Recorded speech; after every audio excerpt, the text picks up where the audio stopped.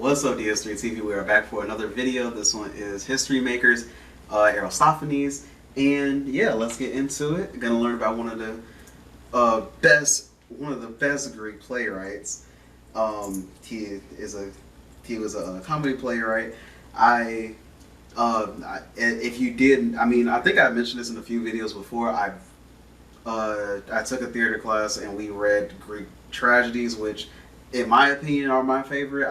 Greek comedies are pretty good, but I don't know. I like the Greek tragedies. Might be something to do with I like horror movies anyway and stuff like that. Comedies are fun sometimes, but it has to be certain comedies that are fun. I would almost always rather watch a horror movie. So, let's get into it. Also, subscribe to the channel. I want to get 1,000 subscribers by my birthday, September 13th. And also, I want you to click the link in the description down below. And once you get there, click the heart on my Twitch to follow me. So that way you can see when I'm going to be streaming and stuff like that. And yeah, it's a pretty good community we have there on Twitch. And yeah, I want everybody to be a part of it. It's pretty fun. And, I talk to everybody on there. It's kind of like, we're all just having fun watching me play games and, doing stuff like that. So, yeah, let's get into it and play. Follows a pleasantly linear path in its early centuries. Our oldest stories come from Bronze Age Mycenaean culture and a multi-generational oral tradition bringing tales of the Trojan War into archaic Greece by way of our boy Homer. Soon after him, poets found a leading role as the creators and performers of the more freewheeling lyric style. As literature was always responding to the politics and culture of the times, it makes sense that we see this more individual focus at a time when city-states became the engines of politics and culture all across Greece. So we started with epic, made our way over to lyric, got us some Sappho. Love Sappho here. We always love Sappho here. If you know, you know.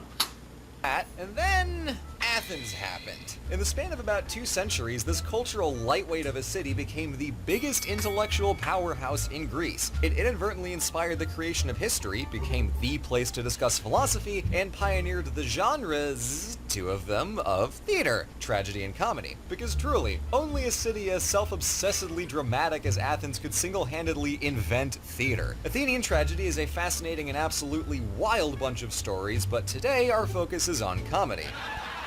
And unlike the genre of tragedy and their dozens of surviving plays, old Athenian tragedy was so good though. it was such a good the plays were so good. I liked them. They were really, really good at that time. And we read a lot of Sophocles and Euripides. More so Sophocles, and I think we might have read like one Euripides. Yeah, we might have read one of his, but we read a lot of Sophocles' tragedies. So yeah, that's like literally who I think of when I think of Greek tragedy, honestly. Comedy survives by exclusively one author, Aristophanes. But fortunately, Aristophanes f***ing rules. So to see how this funny haha writer boy satirized his way into Athenian hearts and created possibly the best portrait of classical Athenian society ever put to paper? ?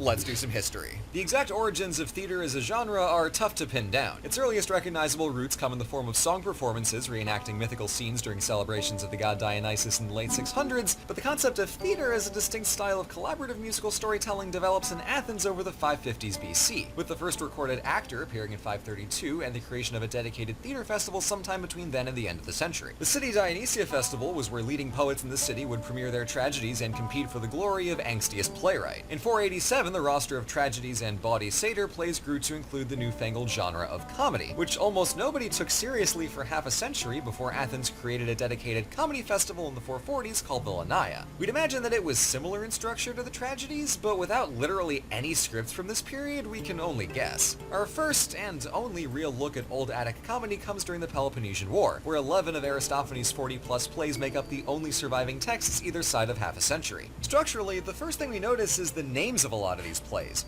Birds, frogs, wasps, clouds. They're very normal names. Like they're not. It's nothing. It's nothing like out of the ordinary with them. They're just very normal.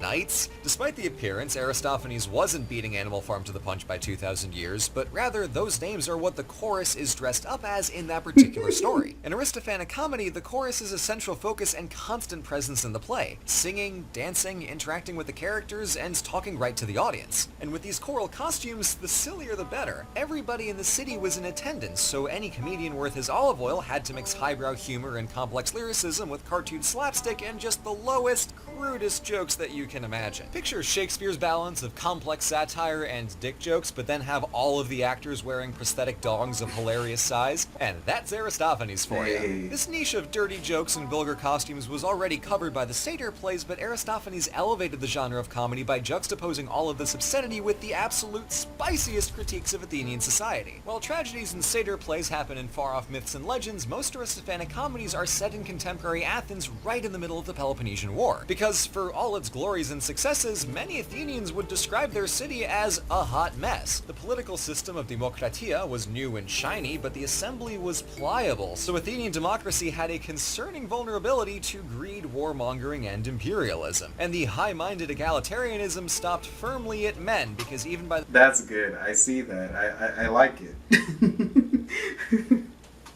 the standards of ancient Greece, Athens was sexist as hell. Worse yet, these were just the self-inflicted problems from long before the war with Sparta, which even itself was a bit of an own goal. What's most revealing about Athens in particular is how they were fully aware. Remember when I first saw this video? Because if you don't know, I watched this video for the second time.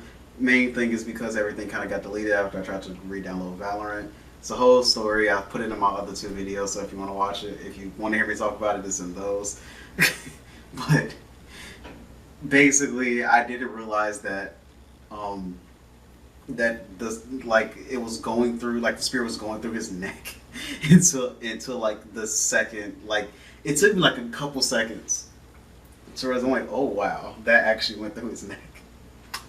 Aware of what was wrong, as Athenian historians and philosophers were right alongside Aristophanes in pointing out the many flaws in their society. But also, Plato did not. I believe it was Plato. He didn't like plays at all. He was really, really against plays because he didn't like how much they could speak out against the government, and even though they live in a democratic society, it mirrors kind of how people hate anything that's that's speaking about government, even now, even movies that speak about the government, or that criticize the government, or plays that criticize the government. It's still critics that will still say oh yeah, that's too much, they should not be doing this, but it's been going on for centuries. Criticism of the government has been going on for centuries, and it's always been tied with democracy because democracy gives you the freedom to do that. by volume, most of the surviving comedies are pure political satire, involving various harebrained schemes to end the Peloponnesian War. To give you a sense of how absurd these plays get, let me just take you through the list. Starting with Babylonians, he portrays the allies of the Delian League as slaves grinding in an Athenian mill, and Aristophanes was actually taken to court by the politician Cleon for slander. Hell of a debut. In Acharnians, one farmer attempts to make a unilateral peace treaty with Sparta just to stop them from burning his farm. Knights was another attack on Cleon just 2 years after getting taken to court for Babylonians. One of his most famous plays is Clouds, portraying the philosopher Socrates as a corrupt sophist and accusing him of profiting off the immoral teaching of persuasion skills to help people cheat their way out of debts. Wasp satirized the judicial system of the notoriously litigious Athenians. An old man is addicted to serving on juries, so his family sets up a fake domestic court to keep him busy at home, where he judges the case of dog v. stolen cheese. After the deaths of the Athenian Cleon and the Spartan Brasidas, it looked like peace might actually be at hand, so in 421, Aristophanes wrote Peace, where a farmer rides a dung beetle into heaven to rescue the buried goddess of peace by digging her out of her grave. The bird sees an Athenian leave the city to make a new home in the sky. He inadvertently becomes ruler of a bird kingdom and issues a trade embargo against the gods, blockading Olympus from receiving their sacrifices in a direct reference to the devastating Athenian siege of Milos, whereafter the protagonist replaces Zeus as king of the gods. Another hugely famous play is Lysistrata, where the women of Greece go on a sex strike to force the men to make peace. Frogs leaves the Athenian setting for the underworld as I love how he used the meme. I love how he used the frog meme. I love it. This is top. This is top tier. This is top tier. You can't get better than this. Dionysus is sad that Euripides recently died, so he goes to Hades to get him back. But it turns into a poetry contest between Euripides and his tragedian predecessor Aeschylus, and Dionysus ends up taking Aeschylus back instead. Brutal. Assemblywomen sees the women of Athens take over the city and make all property communal, which I guess means Aristophanes invented communism and did presage Animal Farm by 2,000 years? Wild. And his last play we have is Plutus, where the god of wealth regains his sight and no longer distributes riches at random, so everyone in Greece starts praying only to him instead of to the other gods. His later plays shift away from satire and towards domestic social comedy. This continues into Greek New Comedy and culminates in Roman comedy, which is literally just sitcom, and it's great. Many of these plays sound patently ridiculous at a glance, but upon inspection, they're even more insane. For my favorite example, let's look at Women at the Thesmophoria, where a man in disguise sneaks into the famously women-only festival of the Thesmophoria. The playwright The Thesmophoria was an annual festival in honor of the goddess Demeter and Persephone. It was exclusively open to women, so men had no idea what happened during the celebration. Okay.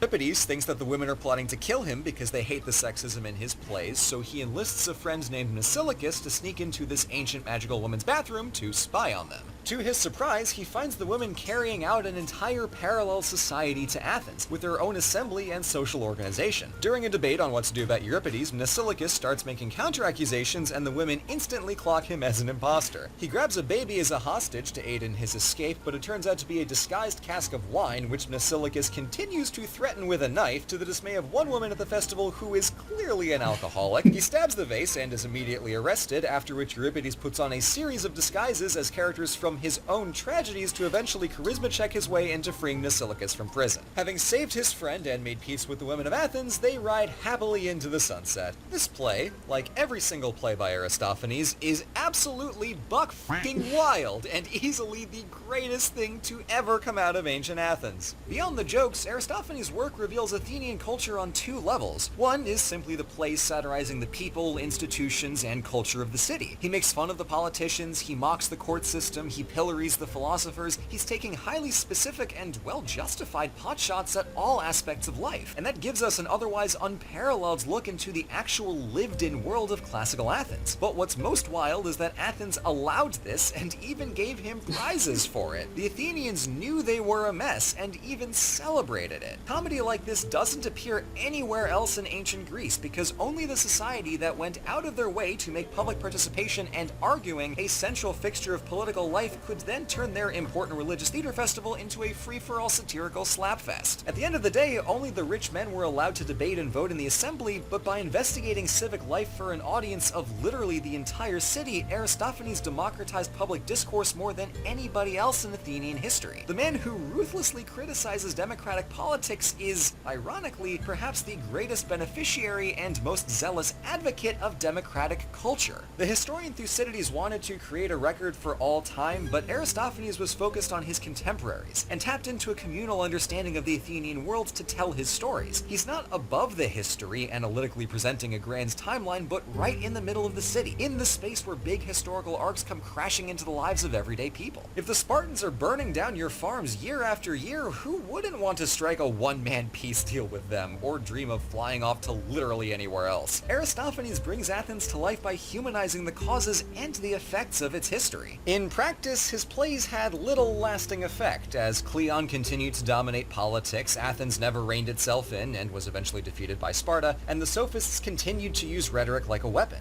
Aristophanes couldn't save Athens from itself, but even in the course of his 4-decade career, he saw the city pay for its hubris, getting nerfed from the political center of Greece to ending as its intellectual center, and I don't think he would have been mad. Aristophanes is a fascinating figure in Greek literature because, on the face of it, he doesn't fit in at all. In a landscape of philosophers, poets, and moody tragedians, here's a satirist whose grace and grossness would inspire comedy from Shakespeare to South Park. But as we've seen, Aristophanes Aristophanes could only have been a product of Athenian culture. Not because Athens was perfect and glorious, but because it was so painfully... That was pretty good, Blue. That was a pretty good look at Athenian culture and, Aristophanes in general. So yeah, talk to you guys in the next video. Also subscribe to the channel. I want to get 1,000 subscribers by my birthday, September 13th. And also click the link in the description down below for my Twitch. And also when you click the link, click the heart so you can follow me on Twitch and see what I'm doing on there, and talk to me, stuff like that, after you watch some of the videos and stuff. So yeah, talk to you guys in the next video, and peace.